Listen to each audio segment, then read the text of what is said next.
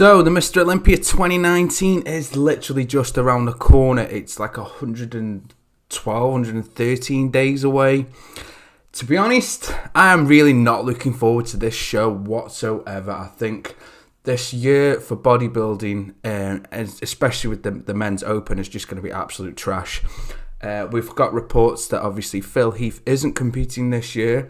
That is just reports. He's not said anything himself. If anything, he's posted quite the opposite. He has shared a post that Cherie, his partner, posted with regards to his ill health a few weeks and days and the day of Mr. Olympia 2018. Big Ramy was reported a few weeks ago to have injured his shoulder. He did do a post a few days ago mentioning that his shoulder is actually okay now. But there are reports from RX Muscle, Nick Strength and Power, Generation 9 themselves have all said Big Ramy is out this year. Best move he could have made, given his past performance at the last two Olympias, 2018, 2017, and his placements. Best decision he could have made. He needs to go back to the drawing board. He needs to get rid of the word big from Ramy, drop some size, and actually come in clean.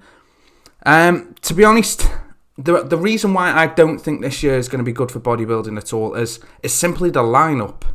All we've got left now is, obviously we had the two titans that were going neck and neck for the last few years, and we've had nothing from, basically between Phil and Ramy, there was always this competitive edge. To be honest, on paper, there was nothing ever there. Big Ramy's career compared to Phil, it just falls to the wayside. Phil is a far superior bodybuilder than Big Ramy. I know you hate to hear it, but it's the truth.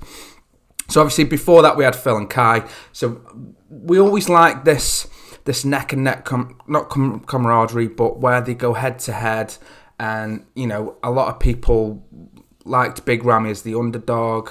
And then obviously Sean Roden came from nowhere in a press conference last year. It said, look, you know, I'm bringing it.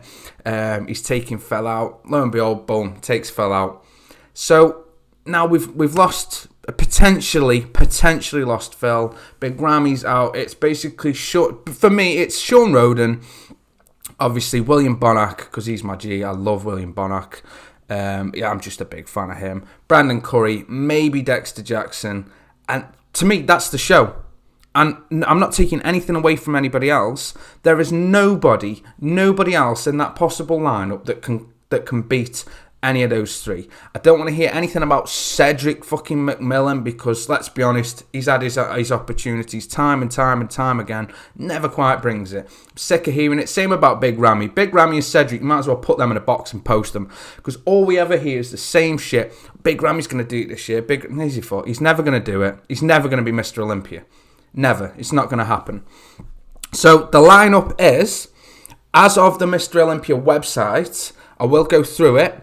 The actual guaranteed qualifiers are Sean Roden, obviously. Phil Heath automatically qualifies from second place last year. Rolly Winkler, William Bonac, Brandon Curry, Dexter Jackson, Clarence DeViz, Max Charles, Steve Kuklo, Juan Morel, and Josh Lenartovitz.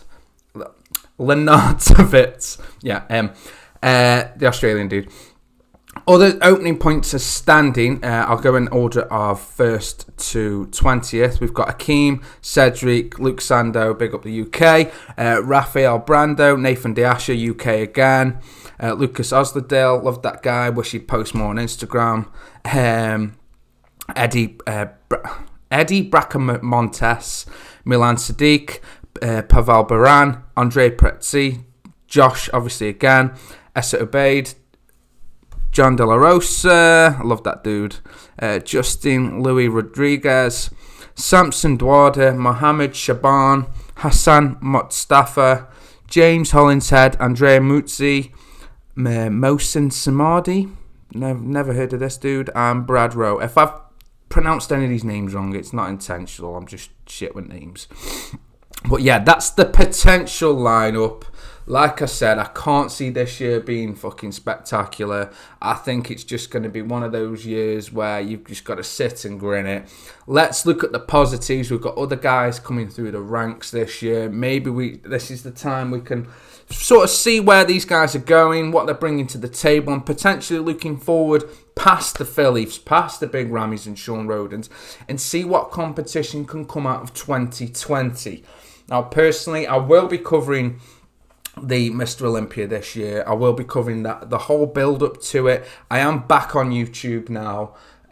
Obviously, I've had my father passed away a few weeks ago, so I've had a lot of shit going on with that. I appreciate all the support and the messages and inboxes and all that kind of shit you guys have sent me. I love you all for it. But like I say, I am back now. I don't know how often and frequent I'm going to be posting. I don't want to try and fall into the same category as Nick Strength and Power or RX Muscle, because they're doing their thing. I'm trying to do mine. I'm trying to do it with not just the facts, but a bit of a spin on it with my own opinion. And it's going to be tough not to cover the same topics that they're doing. Obviously, I fell to the wayside the last few months, given my history with my father and everything that was going on with his cancer. So hopefully you'll stick with me, rejoin me back on this fucking journey on YouTube. And what I'm going to do is, when I get to, say, 250k subscribers, I'll start jumping in the camera. I'll start actually being in the video. I have got a few potential people lined up that have inboxed me for interviews, pro bodybuilders, fitness physiques, all the usual standards. So I'll start getting on that. Like I say, I'm not trying to take away from RX or Nick Strength and Power. They're doing their thing. I love them. I do watch them. People think I've got this beef with Nick. I haven't really got any beef with Nick. He's doing his thing. He's done fucking really well. But I haven't got any beef with Nick. And I never think about Nick Strength and Power. In fact, I've not long watched one of his videos. I'm not a massive fan of him. I'm a fan of his work ethic for sure. I've got no beef with Nick, so I don't know where the shit's come from. He's doing his thing. But, you know, I'm not a